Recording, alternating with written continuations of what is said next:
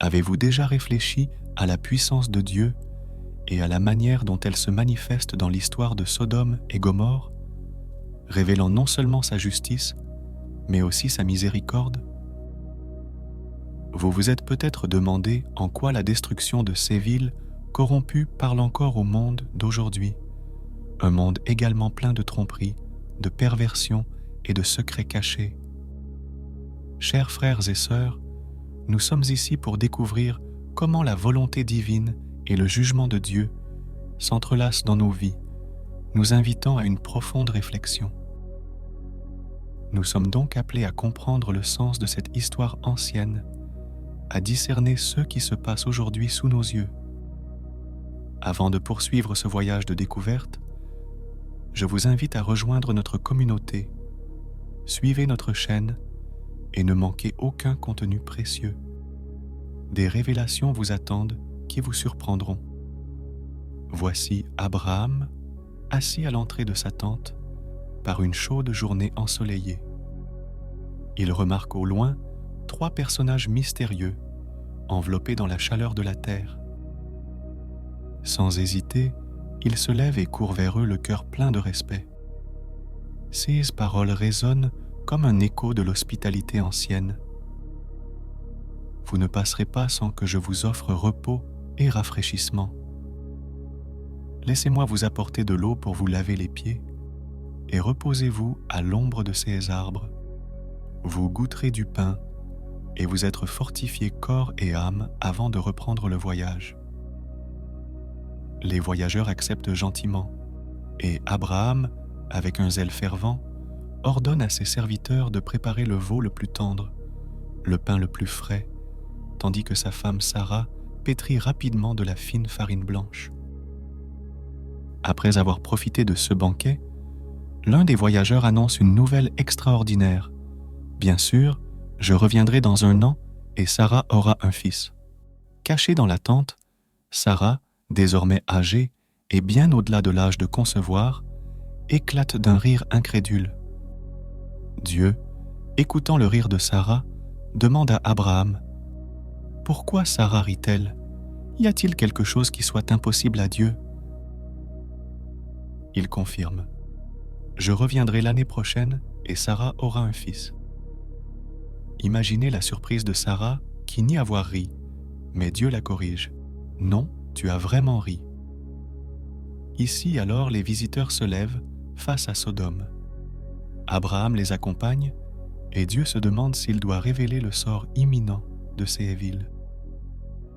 Comment puis-je cacher à Abraham ce qui va arriver, pense Dieu.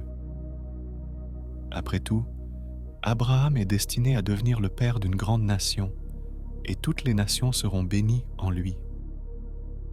La justice de Dieu est étroitement liée au destin des hommes, et les cris d'injustice venant de Sodome et de Gomorrhe sont désormais insoutenables. Dieu décide de descendre pour voir de ses propres yeux si le péché de ces villes est vraiment aussi grave qu'on le prétend. Alors que les 2 visiteurs se dirigent vers Sodome, Abraham, le cœur plein de compassion, s'approche de Dieu et intercède. « Veux-tu détruire les justes avec les méchants? Et s'il y avait 50 justes dans cette ville? » Dieu, miséricordieux, répond: « Si je trouve 50 justes, j'épargnerai la ville entière. » Abraham, avec humilité et respect, ose demander à nouveau: « Et s'il manquait 5 justes? Détruiriez-vous la ville à cause de 5 hommes? » Dieu répond: « Je ne le détruirai pas si j'en trouve 45. » Et Abraham continue: « Et si je n'en trouvais que 40, 35, 30, 20, 10 ?» Dieu répond toujours de la même manière: « Pour le bien de 10 justes, j'épargnerai la ville. » Maintenant, réfléchissez, chers frères et sœurs. Êtes-vous peut-être dans un monde qui, comme Sodome et Gomorrhe, est plongé dans le péché, mais en même temps, attendez-vous la justice de Dieu? Écrivez-nous dans les commentaires. Pensez-vous qu'il y a encore des gens justes parmi nous? Que pensez-vous de la miséricorde divine? Ainsi, Dieu écoute l'intercession d'Abraham. Mais les villes méchantes sont désormais destinées à la destruction. 2 anges arrivent à Sodome au coucher du soleil et trouvent Lot assis à la porte de la ville.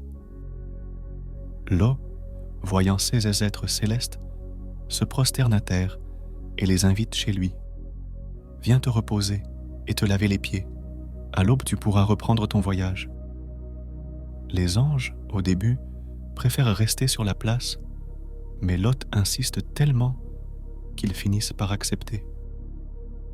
Mais pendant la nuit, les habitants de Sodome, jeunes et vieux, se rassemblent autour de la maison de Lot, criant qu'ils veulent insulter ses invités. Lot, en désespoir de cause, propose même à ses filles de protéger les anges, mais celles-ci tendent la main, entraînent Lot à l'intérieur de la maison et aveuglent les méchants à l'extérieur. Les anges annoncent alors à Lot que la ville sera détruite et le poussent à fuir. Cependant, les gendres de Lot se moquent de son avertissement, refusant de croire que Sodome est vouée à la ruine. À l'aube, les anges saisissent Lot, sa femme et ses 2 filles par la main et les font sortir de la ville. Voici la miséricorde de Dieu, qui épargne Lot à cause d'Abraham. Les anges lui disent « Fuis pour ta vie, ne te retourne pas. » Mais la femme de Lot, curieuse et désobéissante, se retourne et se transforme en statue de sel. Le jugement de Dieu est rapide et définitif. Le feu et le soufre pleuvent sur Sodome et Gomorrhe, détruisant tout. Abraham, de loin, regarde la fumée s'élever comme si elle sortait d'une fournaise. Dieu se souvient d'Abraham et permet ainsi à Lot et à sa famille d'être sauvés de la destruction. Mais l'histoire de Lot ne s'arrête pas là. Ayant fui avec ses filles vers les montagnes, il se réfugie dans une grotte. 6 filles, craignant de ne jamais pouvoir avoir de descendance, l'enivrent et conçurent de lui 2 fils, Moab et Ben-Ami, qui deviendront les ancêtres des Moabites et des Ammonites, peuples ennemis d'Israël. Cet acte incestueux, fruit du désespoir et de la corruption, est le dernier écho de la décadence morale de Sodome. L'histoire de Lot et la destruction de Sodome et Gomorrhe sont un avertissement pour nous tous. Dieu, dans sa justice et sa miséricorde infinie, sauve ceux qui se confient à lui, mais juge durement ceux qui se laissent corrompre par le péché. Aujourd'hui, plus que jamais, nous sommes appelés à réfléchir sur la manière dont nous vivons notre foi et notre justice. Sommes-nous, comme la femme de Lot, en train de regarder avec nostalgie un monde corrompu?